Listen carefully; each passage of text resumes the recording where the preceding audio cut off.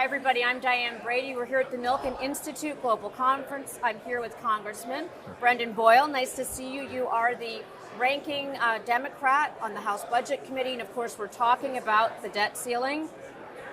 Let's first talk about how blasé a lot of people are about this. Like, oh, this is number 104. Is that right in terms of the vote? Correct. And the last 103 seem to go pretty good. Is that the wrong way to be thinking about it? Yeah, it's an accurate but misleading way that doesn't entirely tell the whole story. So first, as I often point out, we have raised the debt ceiling 103 times since 1940. So we're 103 out of 103, a hell of a batting average. Yeah. However, that gives people a false confidence that somehow it's automatic, that we will never miss a deadline and that we will always succeed to raise it in the future, especially since for most of those 103 increases, the debt ceiling was not weaponized then politically the way it has become in this era of our politics. So I am confident that we will go 104 out of 104, but the sort of blasé attitude I get from some in finance and business that it's somehow guaranteed or fait accompli, I think that is a dangerous sort of mentality. Let me ask you, especially since you've been, the highest-ranking Democrat on the Budget Committee since January. Am I correct? That is correct. Yes. And what is the insight into we're so polarized at this point, and that's something that has changed over the last few decades. Where are the areas essentially for what we expect people to give? So let's just take, for example, is it ever likely that the Republicans will agree to any sort of, tax increase? Is that something that there's even room for negotiation there? So, that's essentially a separate issue than the debt ceiling, because that's about spending and taxes and spending for next year and the years beyond. The debt ceiling is That's essentially... why you want it to be clean, though. You don't want anything to be intertwined Correct. with it. The debt ceiling is a difficult concept for most ordinary people who don't follow politics to understand, in large part because the debt ceiling is an accident of history. Mm-hmm. The debt ceiling came about approximately a century ago during World War I because the Treasury Department wanted to make it easier, not more difficult, to pay debts. I think it's safe to say they did not succeed in that regard, because the debt ceiling, the way it has been practiced in recent decades, is essentially a separate vote years after spending decisions were already made. The money was already sent out the door, bought the goods that we bought. And then years later, there's this separate vote called the debt ceiling, essentially when we get the bill in the mail and we have this vote as to whether or not we're going to pay the bill. Well, America should always pay its bills. The fact that we enjoy such low interest rates, the fact that we are the world's reserve currency, is because people invest here with total, absolute confidence that the United States of America is going to pay its debts and meet its obligations. If we ever breach that debt ceiling, we would permanently lose that. It would be a costly mistake. The credit rating agencies have already but let me go back to that point, because I fully appreciate the debt ceiling is its own unique concept, and that is perhaps one reason why you don't want these. You want a simple declarative, we will increase the debt ceiling. It seems to become this game of chicken where people are ramming in all kinds of other agenda items during this very delicate period of time. Just to be clear, when Donald Trump was in the White House, and I was a Democratic member of Congress for all 4 of those years, I voted to increase the debt ceiling with a Republican president. This only seems to become an issue when there is a Democratic president and Republican control of at least one of the chambers of Congress. They have gotten into an unfortunate habit, whether it's in the mid-90s under President Clinton or 2011 under President Obama, and now this year under President Biden, to use the debt ceiling as leverage in order to attempt to win some other policy gains of theirs. Exactly. It's a terrible mistake. I've been someone who for years now has actually been fighting to permanently reform the debt ceiling. We're the only country on earth that even really goes through this. Yeah. Most other economies, most other major countries, most other non-major countries as well, do not even have the concept of a debt ceiling. It has long outlived its usefulness. We need to permanently reform it to strip away this sort of political gamesmanship from it once and for all. Well, and we can get into the discussions about where the U.S. debt is headed, but let's talk about what you think are the likely outcomes at this point, because there are a couple. Walk us through the scenario that you think is most likely to happen. Well, I think we look back to really the last time we faced a similar situation that was as perilous. That was 2011. Yeah. Once again, you had Republicans that just seized control of Congress in the previous election, a Democrat in the White House. Republicans were running at that time saying that if they were in office, they would use the debt ceiling as leverage. In 2011, that ultimately got resolved. They did vote to raise the debt ceiling. They came up with an interesting mechanism that allowed the Treasury Secretary to raise the debt ceiling, and if Congress didn't approve a resolution of disapproval, then the debt ceiling increase would take effect. I think that is very much a scenario I could see happening again this time around. It's just, I would point out though, it's not without some damage, and that is that in 2011, that Congress came so close to the deadline. That's when the United States received the first ever credit downgrade in our history. Only one of the three agencies at that point. It was S&P that downgraded U.S. Moody's and Fitch were not. Did not. But I think they would this time, and they've been clear on that. So that downgrade is very important. What about the Speaker McCarthy's? This is also an unusual situation where we have a Speaker in the House who really feels in a much more tenuous position than previous speakers. How is that impacting things? You're right, because it's analogous in the sense Democratic president, Republican-controlled House, Democratic-controlled Senate. The exact scenario today that you had in 2011. But there is one key difference, and that is we have a Republican speaker who has a much lower majority today. And as we saw during that famous now, or infamous first week of January, when it took him 15 different votes just to get enough on his own side to elect him speaker, he does have less control over his caucus. That does make things more challenging, because if I'm negotiating with you and you commit to something, I want to make sure you have an ability to deliver that to which you just committed. There are questions about the degree to which Kevin McCarthy can deliver enough votes on his side. Well, and the degree to which the people who make those votes can basically save face with their electorate. We have some pretty extreme views, some would argue, on both sides. Do you think that that's going to be an issue? Again, not this first vote, but what they'll be on the record for when it comes time for that second vote, because these things now come in a pretty regular. Not to get into too much of the political weeds, but you really have to draw a distinction on the Republican side between those members who are in the minority of their members are in really competitive general election districts. Yeah. So they kind of have one set of political calculus. The solid majority of members on their side, though, are in districts that aren't very competitive in a general election, that frankly would be very difficult for a Democrat to win. The race for them is the primary. Yeah. And so their motivation on this issue and other issues has been, frankly, to appeal to the average Fox News viewer, or maybe now Newsmax viewer. It is to appeal to that sort of right-wing ecosystem where, let's face it, they would face some real political risk if they stepped out of a box and compromised on anything. That does make achieving some sort of compromise on any issue more difficult. Can I ask you, you mentioned something earlier I found intriguing. How much of this showboating do you think is related to, frankly, what can be very lucrative contracts with some of these networks?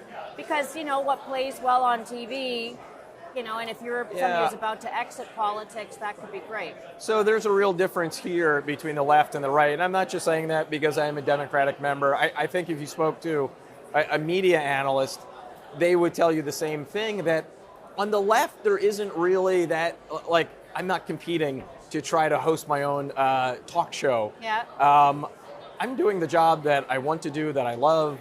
I have a master's degree in public policy. I've always wanted to do this. I've been a legislator for now 15 years. Yep. I take this subject matter enormously seriously, and I hope it shows. For some on the right, they're not motivated by that same set of issues and interests. Some, as we saw during the speaker's vote, are far more interested in getting clicks and being active on TikTok and having a lot of followers on social media, and maybe one day hosting their own primetime Fox News show, which would pay millions of dollars a year. There's no question that that was part of the dysfunction that we saw during the intra-Republican fight for the vote for Speaker that first week of January.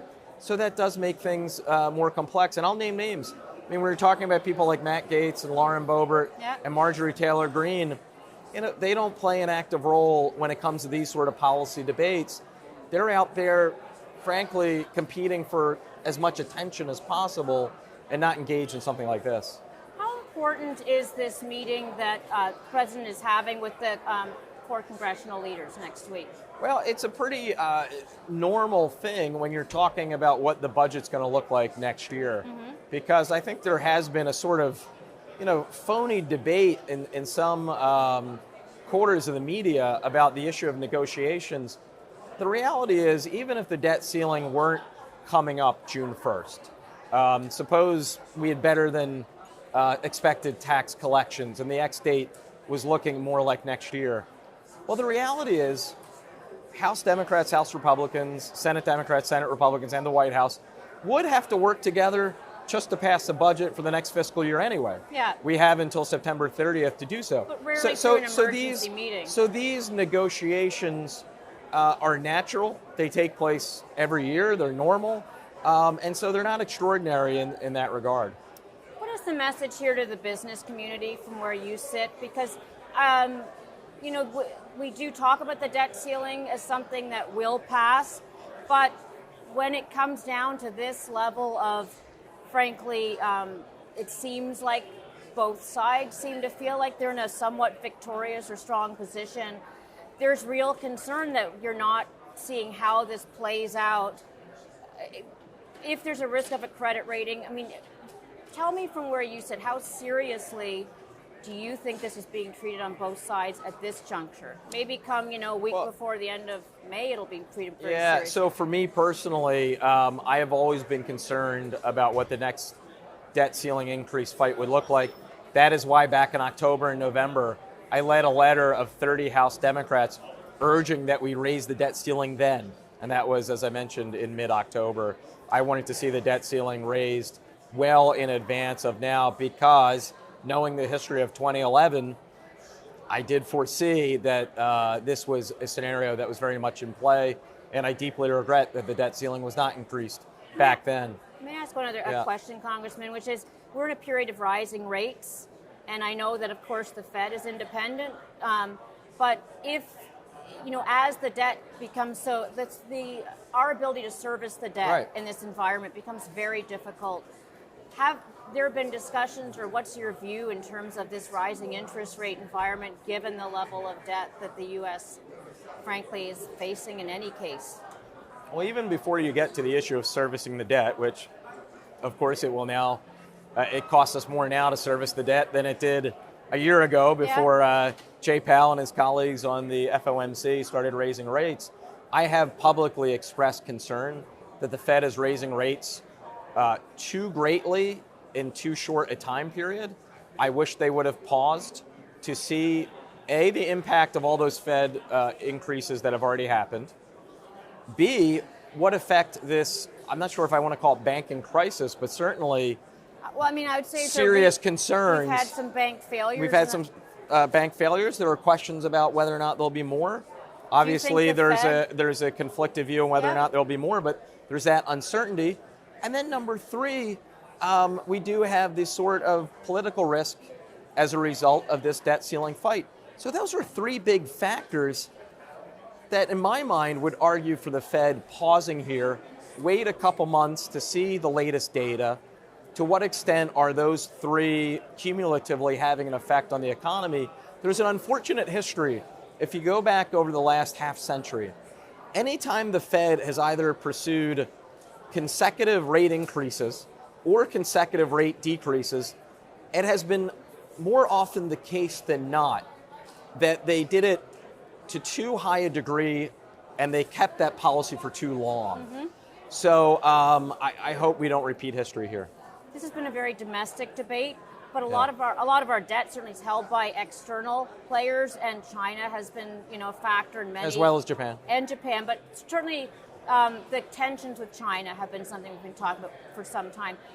How do you think about this in the global context? The rest of the world looking at us. You talk to your peers and other governments. All right. Are they viewing this with the same sort of, you'll do it again mentality? Well, the fact that, so I happen to serve in the NATO Parliamentary Assembly. Yeah. We have our next NATO meeting in 2 weeks. All of my colleagues from the 30 other respective NATO countries don't have the sort of debt ceiling fight that we have. In fact, almost all of them don't even have the concept of the debt ceiling whatsoever. So for them, this looks very odd. I would also say that, remember, we are not only the number one reserve, we are the reserve currency of the world, yes, but we're the number one country GDP, we're the number one military in the world, we're the number one country in terms of when something goes wrong, we are the ones the rest of the world immediately looks toward for leadership. So anything that we do that would end up being a self-inflicted wound has global ramifications. And I wish, it's a very good question you raised, because I wish more of my colleagues kept that global perspective in mind, that this is not just a domestic fight. The other 96% of the world's population is watching. And given that people know the U.S. is a reserve currency, does it matter if we go from AAA to yes. AA plus? Yeah, there's no question it does matter. There are economic ramifications, but and just quickly on the financial ramifications, I would remind folks that in 2011, that previous scenario I keep referring to, the debt ceiling was ultimately raised, but I wasn't in Congress at the time, but Congress came so close to the deadline that we got that debt downgrade by one of the 3 credit agencies. GAO has subsequently found that increased borrowing costs by billions of dollars. So there was a real financial cost to that downgrade. We would see that again. And frankly, this time I don't think it would be as limited, because it would, after January 6th especially, it would feed into the larger narrative that the dysfunctional politics in the U.S. is having a real cost, and that perhaps the rest of the world won't have the same level of confidence in the U.S. that they have had for my lifetime. If this isn't resolved in 2 weeks, are you still able to go to that meeting? I mean, I ironically was just having this conversation with the ambassador of the NATO country that's hosting us. We will see. I mean, my first obligation is here as a member of Congress. So anytime that the Congress is in session, I will be there. I'm able to speak at this conference because the House is out of session right now, but we will be in session almost every business day between next Tuesday and the rest of the month. So if the House is in session, I'll be there. Circle back to the fact you're an optimist. Is there any other message you would convey right now just about a lot of the tough issues we're dealing with the debt ceiling, of course, first and foremost? Any final thoughts of how you want a general audience to be thinking about this? I would say 2 things, and they might sound contradictory. They're not. I hope people get the nuance of what I'm about to say. The first is, I am confident that we will go 104 for 104, and we will raise the debt ceiling by the X date. Number 2, that is not the same as saying there is 0% risk. There is risk. While it's not a greater than 50% chance of default, there is the chance of default. And each time we are going through these default debates, that risk gets ratcheted up and gets ratcheted up. So I really want to guard against, unfortunately, what I've noticed here at this conference, certain business leaders seem to have the view that because the debt ceiling has always ultimately been raised in the past, it's guaranteed that will be the outcome in the future. That is a dangerous overconfidence that I want to guard against. Thank you for joining us. All right, thank you.